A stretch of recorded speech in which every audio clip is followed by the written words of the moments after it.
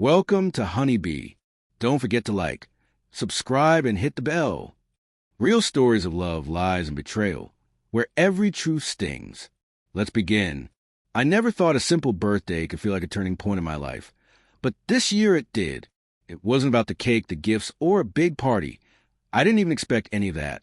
What hurt was the way my wife reacted when she realized she had completely forgotten it. The morning of my birthday started out like any other. I woke up early, showered, got dressed, and went downstairs to make coffee. My wife, Julia, was still asleep. I didn't wake her because I thought maybe she had something planned and was just waiting to surprise me later in the day.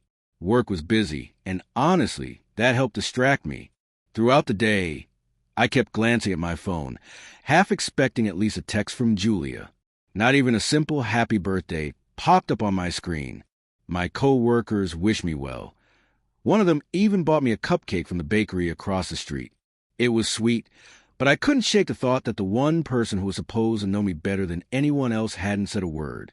When I got home that evening, Julia was sitting on the couch scrolling through her phone. There was no card, no dinner plans, no sign that she even remembered. I tried to brush it off and told myself, maybe she's saving it for later. But by the time we sat down for dinner, it was obvious she had no idea. Finally, I said, "So nothing special tonight?" She looked up from her plate, confused. "What do you mean?" "It's my birthday," I said quietly. Her eyes widened for just a moment before she gave a small laugh. "Oh, seriously? You're mad I forgot your birthday?" That laugh, that's what got me. She said it as if I was being dramatic, as if my feelings were some kind of joke. I didn't shout. I didn't make a scene. I just put my fork down and stared at her. "I'm not mad," I said after a pause. "I'm disappointed. There's a difference." But inside I was mad, not just about the birthday, but about everything that led to this moment. The last few months have been full of little signs that Julia and I were no longer on the same page. Missed dinners, short conversations, nights spent on opposite sides of the bed staring at our phones.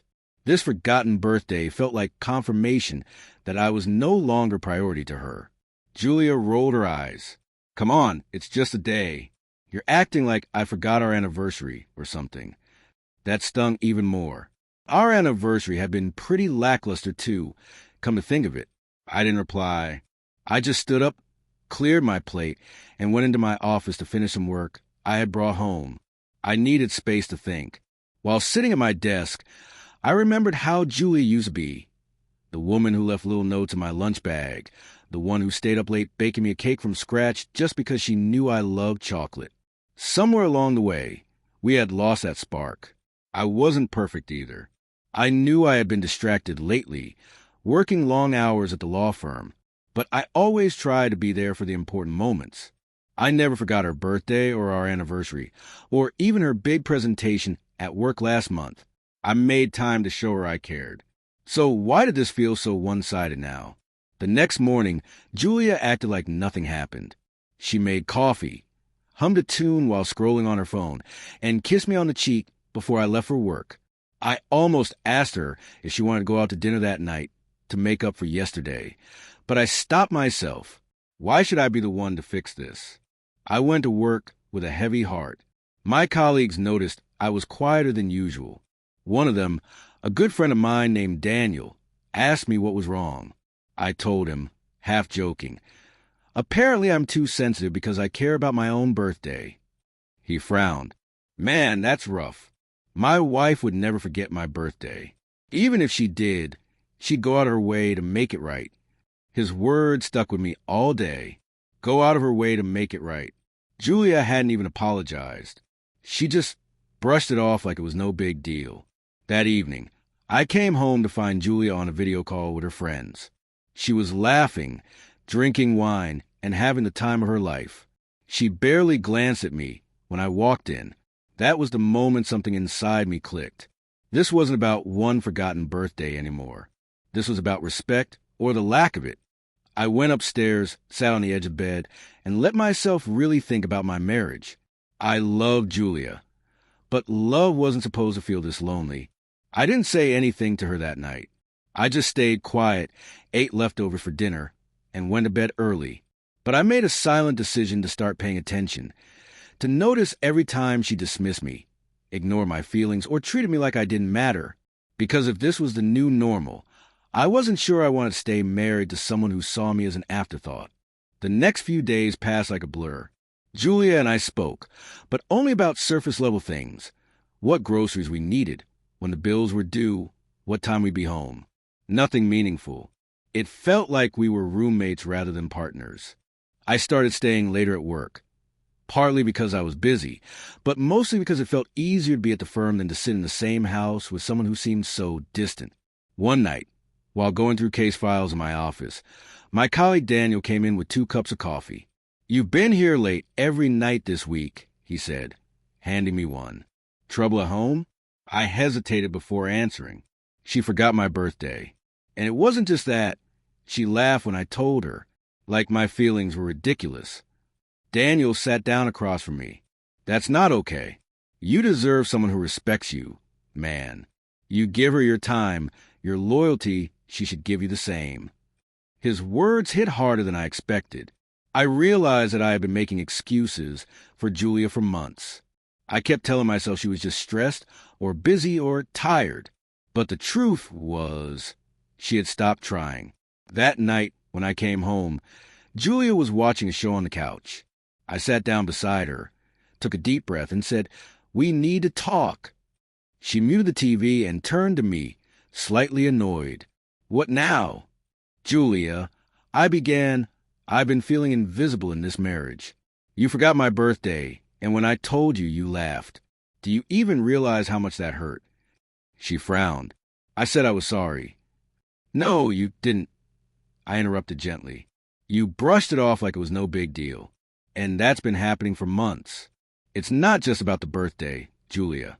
It's about how we don't talk anymore, how we don't connect. I feel like I'm living with a stranger." Julia shifted uncomfortably. "You're making it sound worse than it is. Everyone forgets things sometimes." I nodded slowly. "Yes, everyone forgets things sometimes. But forgetting isn't the problem. Not caring is." She didn't respond. She just looked at me, her expression unreadable. That silence told me everything I needed to know. Over the next week, I stayed at a hotel to give us space. I wanted to see if Julia would reach out, ask me to come home, or even acknowledge what we had talked about. She didn't. Instead, she sent me a casual text. "Are you coming home this weekend?" No apology, no effort, just a question. That was the moment I knew it was over. I called my lawyer the next morning. It was ironic, really. I spent my days handling other people's legal disputes, but now I was preparing for my own. When I served Julia the divorce papers, she was shocked. "You're really doing this?" she asked, her voice trembling.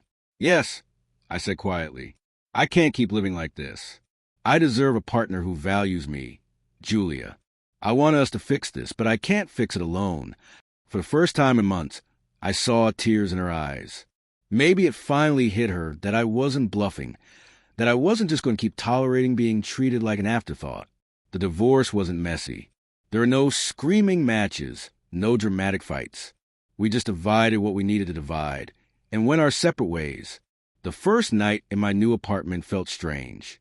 It was quiet, too quiet, but for the first time in a long time, I felt a sense of peace. I looked in the mirror that night and realized that my birthday had been more than just a forgotten date. It had been a wake-up call.